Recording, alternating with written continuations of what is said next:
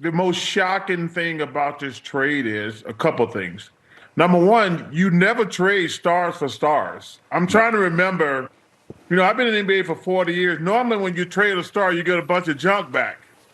This is the first time I can remember where you got two all NBA players traded for each other. I mean, obviously I don't remember every trade, but I'm trying to think. You guys got a great staff there behind the scenes. I don't remember the last time we traded probably never when you traded an all NBA player for an all NBA player. So that's probably, and the second thing is, normally when stars get traded, you hear a lot of rumblings and you just put them up for the highest bidder. So I think those are the two first aspects of this trade that are shocking. Star for star, and normally they didn't go for the highest bidder. They went for a quick deal and it was over. Well, in fairness, they got a hell of a player. Anthony Davis is an all NBA player. That kind of goes back to what I said earlier. If they take another deal, they might get a bunch of draft picks and a couple role players. They got an all NBA player back. Now, listen, the Mavs obviously had to make a decision this summer whether to give him 5 years, $350 million. That's a lot of money to give a guy you don't think can stay in shape who's always going to be hurt.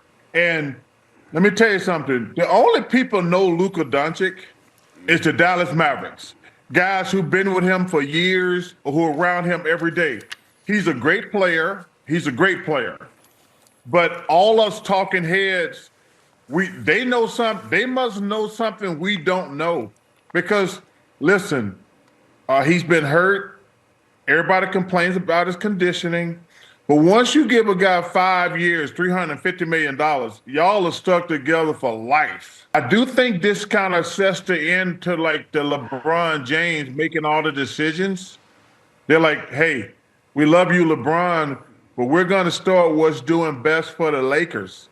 That's what I got out of this trade from a Lakers standpoint.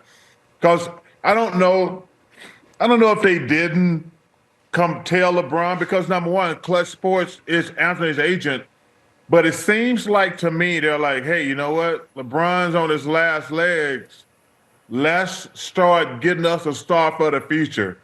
And it's going to be fun to talk about this trade, sit back and watch who wins the trade. I think both teams have to win a championship to say they won the trade. Luka, he's been the face of that franchise from day one. Man, I don't think I've ever been more shocked. But hey, listen, I'm going to say this for the last time. Nobody knows Luka Dončić better than the Dallas Mavericks. And let me tell you something else, Greg. This thing is not going to be smooth in LA with him and LeBron, because both of them want the ball 100% of the time.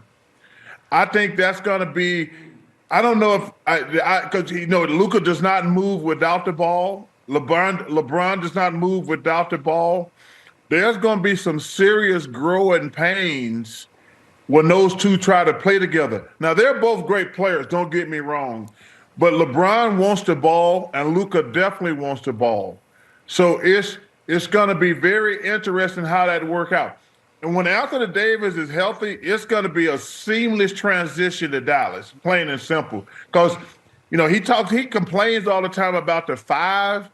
I don't even understand why he complains about the five. Unless you're playing against Joker or Embiid, do we have any more big guys in the league?